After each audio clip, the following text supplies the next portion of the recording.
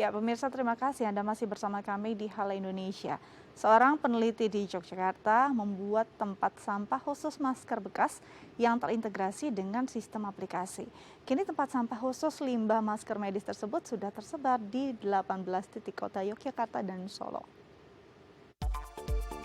Peneliti dari Universitas Gadjah Mada, Institut Teknologi Bandung, dan Universitas 11 Maret membuat sistem pengolahan masker medis sekali pakai bernama DoMax atau Dropbox Used Max yang terintegrasi dengan aplikasi.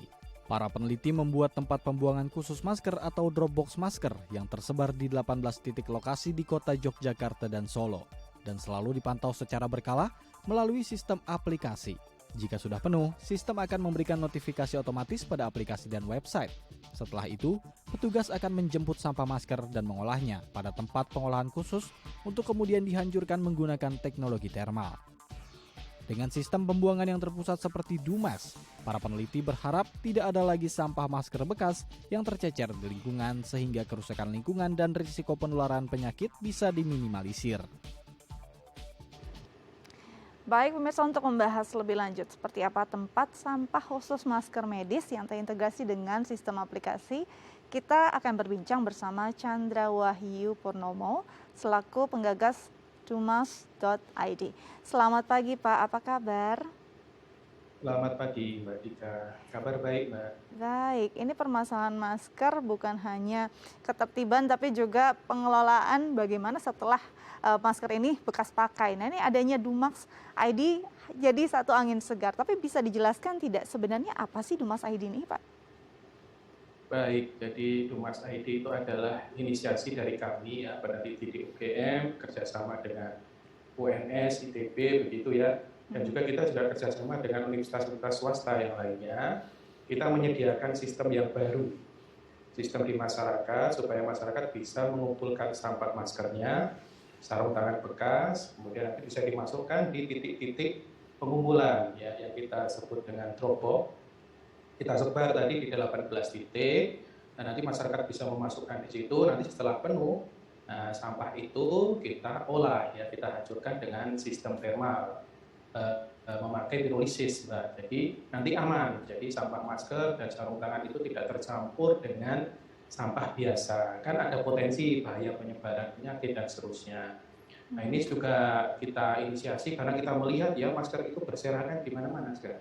Kalau Mbak Dika atau pemirsa yang lainnya jalan-jalan atau naik sepeda di jalan itu selalu mudah sekali untuk mendapatkan masker-masker yang dibuang sembarangan.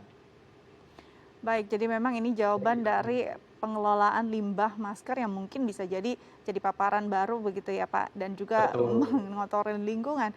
Pak Chandra, kalau dilihat ini apakah memang penanganannya khusus masker yang ada di rumah tangga atau sarung tangan yang merupakan limbah rumah tangga atau memang juga bisa digunakan untuk limbah rumah sakit?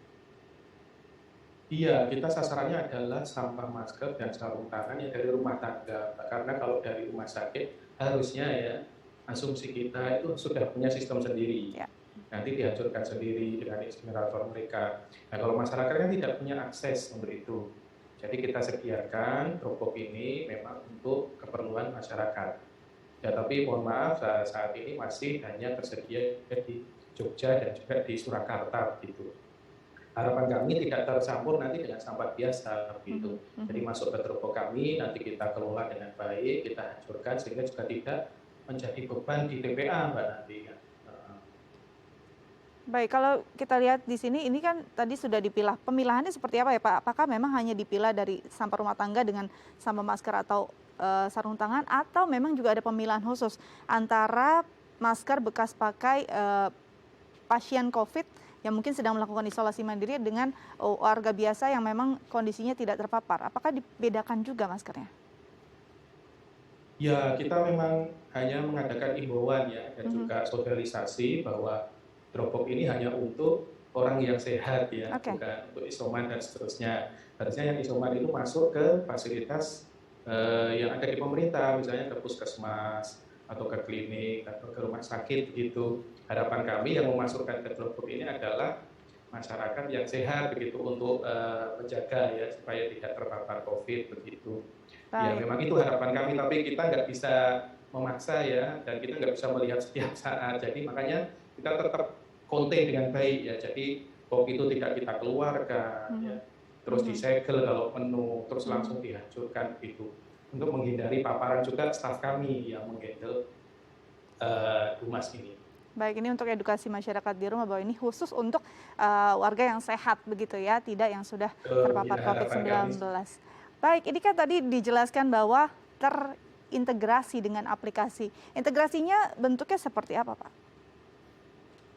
Saat ini kita masih berbasis website, Ya. jadi masyarakat bisa melihat dumas.id ya, dumask.id.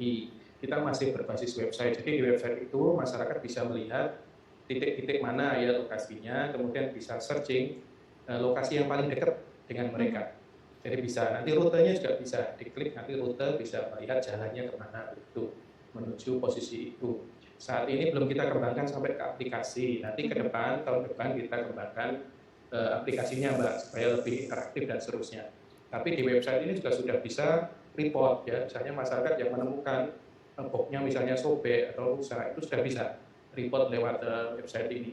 Jadi sebenarnya sudah semi aplikasi sih, cuma belum Mhm. bisa di-download di Android atau di Apple begitu ya. Belum Baik, ada di situ, semoga tahun depan gitu. jadi belum terintegrasi dengan aplikasi, masih semi aplikasi atau website ini data yang perlu Ya, website. diralat ya, Pak ya? Baik, Pak, ini Ya, titiknya di mana saja sih? Kalau selama ini kan masih di Jogja dan Solo, titiknya di mana saja untuk ya, masyarakat mudah mengaksesnya?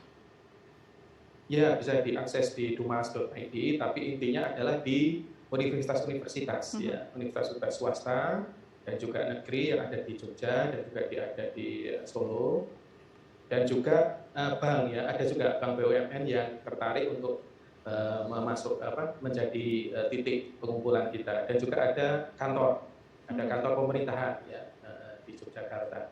Tapi rata-rata di universitas karena kita punya sebuah forum ya untuk pengolahan solid waste, itu anggotanya adalah dosen-dosen atau peneliti di seluruh universitas baik swasta maupun negeri. Nah, kita manfaatkan itu untuk menempatkan. Jadi mohon maaf masih 18 titik karena ini kan didanai oleh penelitian pemerintah, Mhm. dananya terbatas sehingga kita belum belum bisa lah ya menambah lebih dari 18 begitu. Semoga tahun depan akan lebih banyak. Baik, ini terakhir mungkin setelah dikumpulkan, pengelolaannya atau Ya. pengolahannya seperti apa sih, Pak? Oke, jadi ini Mbak, jadi kalau box itu sudah penuh, memang ada ya staf kita yang berkeliling Mhm. setiap minggu, jadi masih manual ini ya, kedepannya Mhm. bisa nanti diintegrasikan kalau penuh ada notifikasi ya. Jadi ada staf kita yang berkeliling untuk melihat, kalau penuh nanti kita segel ya. Oke. Kita tutup lubangnya, kemudian kita transfer ya ke lokasi penghancuran. Nah, kita hancurkan dengan pirolisis. Pirolisis itu pemanasan pada suhu 400 sampai 500 derajat tanpa udara. Nah, nanti kita dapat hanya arang saja. Jadi masker itu setelah diproses hanya tinggal arangnya mungkin 10%. Dan arang itu sudah bebas dari bakteri, dari virus, dan seterusnya karena dipanaskan pada suhu yang tadi 400-500 dalam waktu 1 jam lebih. Ya. Nah, sehingga sudah aman. Dan nanti arangnya bisa dipakai untuk bahan bakar padat, dia bisa untuk keperluan yang lain, bisa kita cetak jadi batako dan seterusnya. Jadi itu pemrosesan dari sampah masker kita. Baik, jadi memang sangat dampak luar biasa untuk lingkungan dan juga mungkin nantinya jadi berdaya guna.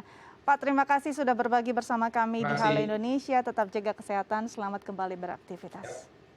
terima kasih. Baik pemirsa, jangan kemana-mana. Usai jeda kami akan menyajikan informasi dalam bahasa Mandarin. Tetap bersama kami di Halo Indonesia.